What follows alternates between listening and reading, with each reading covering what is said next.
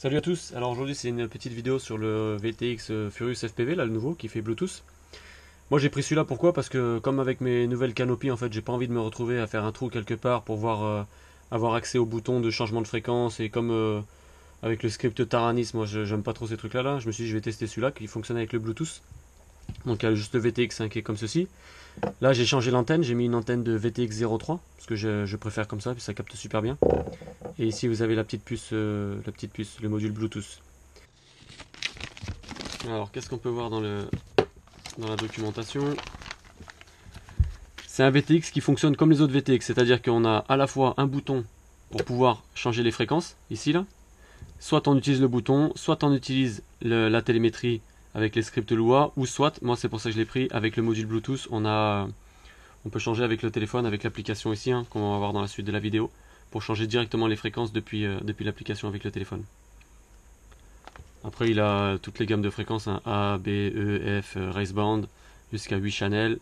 Donc ça c'est comme un peu tous les autres VTX, ça marche très bien. Ici là il vous explique comment le monter avec une Fortini. Moi comme ça avec une Revolt, le Bluetooth me va très très bien, comme ça j'ai pas besoin de m'embêter avec tous ces branchements. Et après là il vous explique au niveau des boutons, combien de fois il faut appuyer pour changer de fréquence, etc. etc. Mais encore une fois, comme il a le module Bluetooth, tout ça c'est un peu inutile. Et là il vous explique aussi pour les scripts Lua avec la Taranis. Donc une fois qu'on a branché la lipo, on vient downloader ici l'application Furious FPV Imagination. On clique dessus. Là il demande Pair Device, on met oui. Donc là moi c'est bien le Steel Trace, ça doit être ma télé. Alors une fois qu'on a appairé le Bluetooth du VTX au Bluetooth du téléphone, on arrive sur cette page là. Donc moi c'est du Racing, 25 mW. Si on veut changer la race band, il suffit juste de cliquer avec son doigt, par exemple la race band 1, on appuie sur 7. Il a changé la race band, c'est bon. Moi je reviens sur 3. Voilà, ici on a un indicateur de température. Ici en dessous, qu'est-ce qu'on voit? On a Startup, donc on peut le mettre en pit mode, No Power ou normal. Moi je laisse en normal. Ici Protect, Protect c'est par rapport à la température. Hein. Si je le laisse en on, au bout d'un certain degré, je ne sais plus exactement ce qu'il y a marqué dans le papier, il va se couper. Donc moi je le laisse sur off.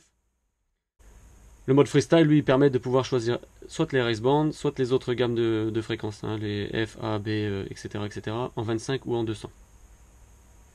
Donc voilà, c'était une petite vidéo pour présenter le VTX Furious, qui est vraiment pas mal, qui est tout petit, hein. On peut le revoir ici. Je vais débrancher la lipo. Donc ouais, il est vraiment tout petit, quoi. Ça, c'est presque la taille du XSR, hein, du récepteur XSR qu'on voit à côté, il est un peu plus petit.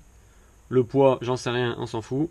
Et le petit module Bluetooth. Voilà. Donc tout ça, ça rentre dans la canopie. Et après, j'ai plus qu'à allumer le Bluetooth de mon téléphone et à brancher la lipo pour pouvoir changer la fréquence de mon VTX. J'ai plus besoin de passer par le script Lua, etc. de la Taranis.